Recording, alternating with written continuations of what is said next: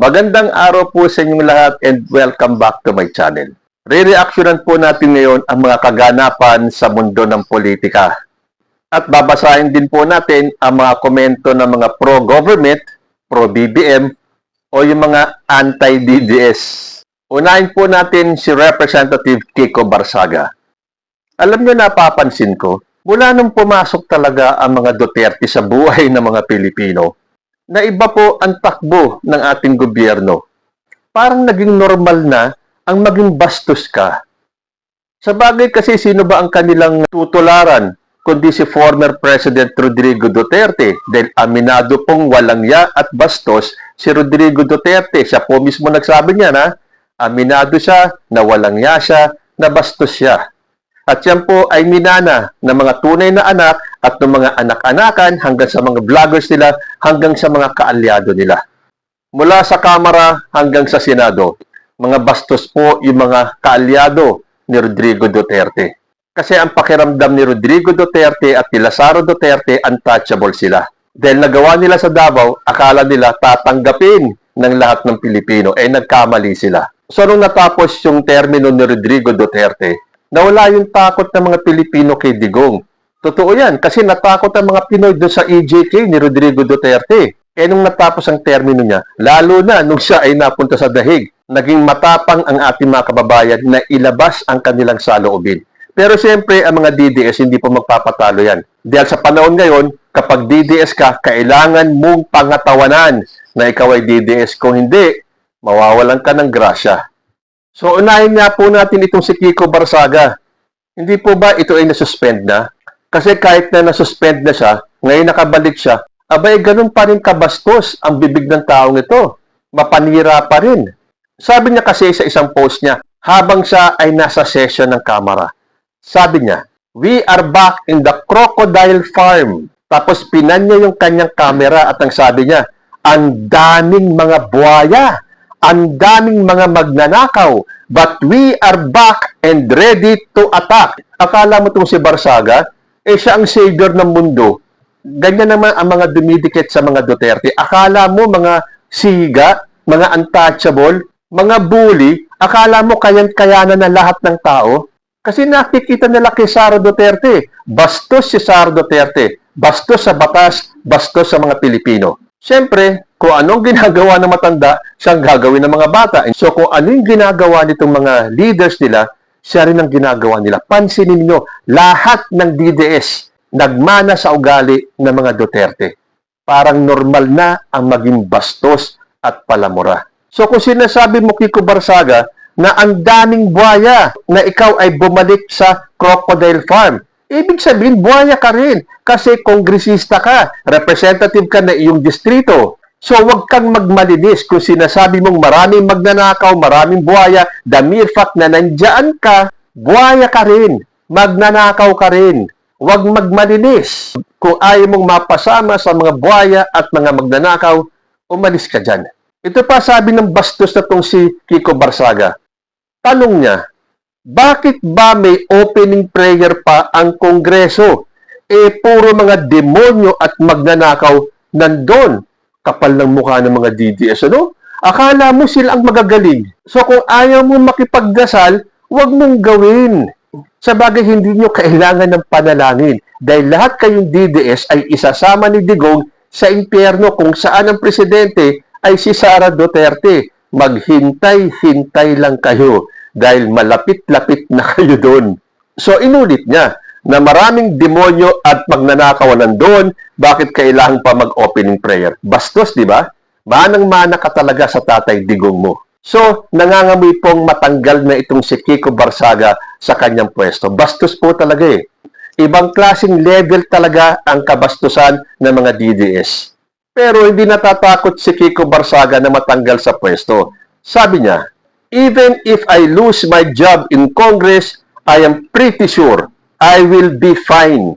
Sagot tuloy sa kanya ni Maynard Tupi, "Kahit naman mawala ka dyan sa Congress, ayos. Dahil wala ka namang kwentang congressman. 300,000 sahod. Ano ba ginawa mong trabaho simula noong naging congressman ka? Wala ka ngang nagawang authored bill. Tapos, 300,000 sahod mo, mas marami pang nagawang trabaho ang barangay captain kesa sa'yo. Palamunin ka lang naman sa Congress. Pero alam mo, Maynard, hindi naman tatablan si Kiko Barsaga ng mga salita mo eh. Yung mga yan, mga walang yan na yan, makakapal na ang mukha nila. Basta sumasahod sila, kahit hindi siya magtrabaho, may trabaho naman si Kiko Barsaga, di ba? Ang manira ng gobyerno, ang siraan si President Bongbong Marcos, ang siraan ang kapwa niya mga kongresista. Yan ang trabaho ni Kiko Barsaga na pinapasahod ng taong bayan. Isunod naman natin si Harry Roque. Aba, nagdadrama si Attorney Harry Roque. Sabi niya, wala nang mawawala sa akin. Binababoy na ako ni Bangag. Sinira na niya ang aking buhay. Oy, Harry Roque, ikaw ang nambababoy kay President Bongbong Marcos. Karma mo yan. Ikaw ang gumawa niyan sa sarili mo mula nang tumakas ka sa Pilipinas dahil wala kang maidepensa doon sa mga kaso mo. So yung kagagawan mo, huwag mong isisi kay President Bongbong Marcos. Hindi si Bongbong Marcos ang nambaboy sa'yo. Kayo at ang mga kasamahan mo ang nambababoy kay President Bongbong Marcos. So, nung hindi kayo pinapatulan ni President Bongbong Marcos, karma ang tumugon. Sabi tuloy ni Diana Lampod, ikaw ang may kagagawan kung bakit nagkaganyan ang sitwasyon mo. Kung legal ba ang ginagawa mo, tingin mo hahabulin ka ng batas? Kaso, puro illegal ang mga pinaggagawa mo tapos kasalanan pa ni Marcos? So, lahat pala ng huhulihin ng administrasyon na gawain illegal sa bansa ay kasalanan ni Marcos. Ano gusto mo mangyari, Harry Roque? Ang mga legal na gawain ay huhulihin, ang mga illegal na gawain ay hahayaan na lang? Katulad mo? Tama, di ba? Anong gusto mong gawin? Pababayaan na lang lahat ng mga illegal na ginawa mo, Harry Roque? Kung talagang wala kang ginawang mali or wala kang kasalanan, umuwi ka rito at harapin mo ang mga kaso mo. Kaso, DDS ka nga pala. Yan ang style ng mga DDS. Kapag may kaso rito, tatakbuhan. So, kung ano man ang nararanasan mo ngayon, ikaw ang gumawa niya sa sarili mo. So, deserve mo yan. Dito naman tayo kay Chavit Singson. Dahil mula nang lumabas si Ramil Madriaga sa hearing ng House at ang dami niyang isinawalat laban kay Sara Duterte, kailangan sirain ng mga taong ito, ng mga DDS, ang pagkatao ni Ramil Madriaga. Okay, granted, kung siya ay may kaso, convicted na ba? Di ba hindi pa? At kung sakali mang may mga convicted na ginawang witness, bago ba yun? Di ba nung panahon ni Laila de Lima, sino ba ang naging witness para pabagsakin si Laila de Lima? Di ba mga convicted felons na? Sabi kasi ni Chavit Singson, yung Madriaga, professional scammer yan, may kaso, ang daming kaso, ako mismo nag-file na sa court, in-scam ako. Yun naman pala, nag-file ka na sa korte. Hintayin natin. Sabi tuloy ni Gloisy Palma, kung scammer si Madriaga para sa iyo, Chavit, ganun din naman tingin namin sa iyo. Wala kang pinagkaiba kay Madriaga. Manloloko ka din. Mga kababayan mo dyan sa Ilocos, kinasuhan ka. Patunay lang, isa ka din scammer. Pinagkaibahan lang, kaya mong bayaran ng pera ang batas. Huwag ka mag-feeling malinis, Chavit. Yang pera mong hindi naman galing sa pawis mo. Kahit umabot pa yan ng trilyon pesos, hindi ka magiging immortal. May hangganan din ang lahat. So kung sinasabi niya ni Chavit Singson na scammer si Madriaga at meron na siyang final na kaso sa korte, ano yung final sa'yo ng mga kababayan mo, Chavit? Hindi ba't kinasuwag ka rin ng mga kababayan mo? So anong tawag sa'yo? Scammer din. Kasi akala ni Chavit Singson, mananalo siya sa susunod na eleksyon. Hindi ba? Siya ay tatakbo muling senador at may ambisyon pa siyang maging vice president ni Sara Duterte. Dahil kung mananalo si Sara Duterte, panalo na rin ni Chavit Singson yun. Dahil sa isip ni Chavit Singson, kapag nanalo si Sara Duterte, mananalo din siya bilang senador o vice president ni Sara Duterte. In fact, sinigurado ni Chavit Singson at ni Amy Marcos na mananalo si Sara Duterte. Dahil sinigurado ni Amy Marcos at ni Chavit Singson ang boto ng Solid North para kay Sara Duterte sa 2028. Naku, malayong mangyari yan. Solid North, boboto kay Sara Duterte? Ano, dahil kay Chavit Singson at kay Amy Marcos? Amy Marcos na nag-traitor sa kanyang kapatid. Chavit Singson na nung hindi nakuha yung gusto, bumaliktad at tinraidor din si Bongbong Marcos. Kayong mga traidor magsama-sama. Eh di ba ganyan din naman ang ginawa ni Sara Duterte? Nung hindi nakuha yung gusto niya kay Bongbong Marcos, eh bumaliktad. O ano ngayon ang nangyayari kay Sara Duterte? Hindi ba tulirong-tuliro siya? Uy, totoo ba yung balita na sa sobrang stress ni Sara Duterte ay nambato daw ng laptop sa isang abogado niya? Bakit? Stress na ba siya?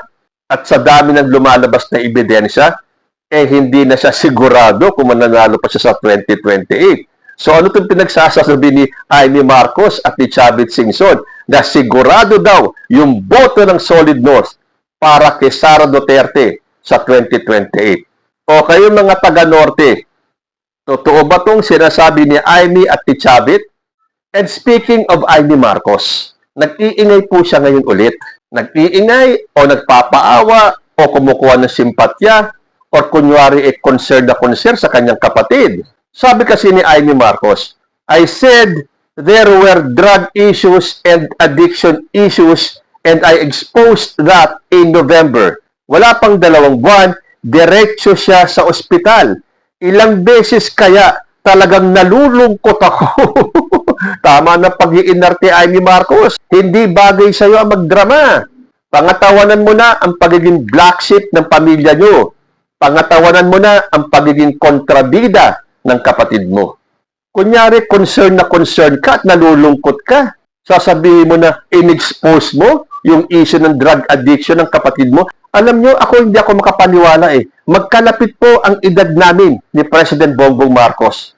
At kung sinasabi ni Amy Marcos na hanggang ngayon nagdodroga si Bongbong Marcos, sa ginagawa ni President Bongbong, araw-araw nakikita natin siya kung ano-ano ang ina-attend niyang mga events. Kung saan-saan siya nagpupunta. Tinitignan ang kalagayan ng ating mga kababayan.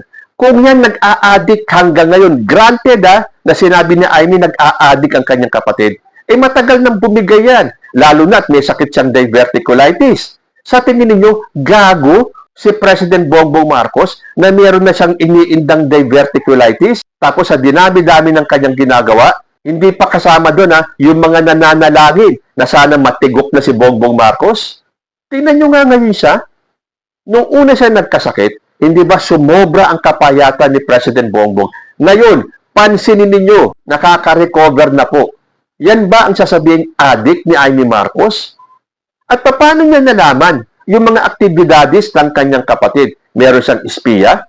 Nag-hire ba si Amy Marcos ng espiya to spy on his brother? Tulad ng pag-hire ni Sara Duterte ng assassin? Kasi sabi dito, ayon kay PBBM, 3 taon na silang hindi nag-uusap ni Amy. Ayon kay Amy, 1 taon na silang hindi nagkikita ni PBBM. Tapos sasabihin ni Amy na mahal niya si PBBM pagkatapos siraan niya ito sa INC rally seen by the whole world. Ang kaso, hindi naman siya pinaniwalaan kasi mag-isip kayo sa edad ni President Bongbong Marcos. Magdodroga? Sinong gago ang magdodroga sa ganyang edad? Kung naranasan man ni President Bongbong Marcos kung nung kapanahunan niya, nung kabataan niya, nakatikim ng kung anong droga, lipas na yun. Although kung napanood yung interview kay President Bongbong Marcos nung siya ay bata-bata pa, sinabi niya hindi siya pwedeng magdroga kasi siya ay asthmatic. Pero siyempre hindi paniniwalaan ng mga DDS yan at hindi paniniwalaan ni Amy Marcos yan. Ang gustong paniwalaan ni Amy Marcos, addict yung kapatid niya. Pero sa itsura ni President Bongbong Marcos ngayon, kahit na may iniinda siyang sakit, araw-araw nagtatrabaho, araw-araw nasa labas. Sasabihin ng iba, paano hindi nag-uusap? Nung 2025, nung una naging kandidato pa si Amy Marcos sa slate ni PBBM. Para sa akin, ang ibig sabihin ditong hindi nag-uusap si Amy at si Bongbong, hindi po kasama yun. Kasi mag-usap man sila sa entablado, yun ay may kaugnayan sa kampanya. Pero beyond that, wala na silang pinag-uusapan. Kasi ngayon nga ilang taon na bang hindi umaattend si Amy Marcos sa Sunday gatherings nila? So tama na ang kasinungalingan Amy Marcos at aminado si President Bongbong that he hasn't spoken to his sister for almost 3 years, noting that the latter has not been attending family gatherings. And President Bongbong Marcos is disappointed. Sino ba ang hindi madidisappoint niyan? Sarili mong kapatid? Tinraidor ang pamilya ninyo? Kung ano-ano pang mga kasiraan ang sinasabi?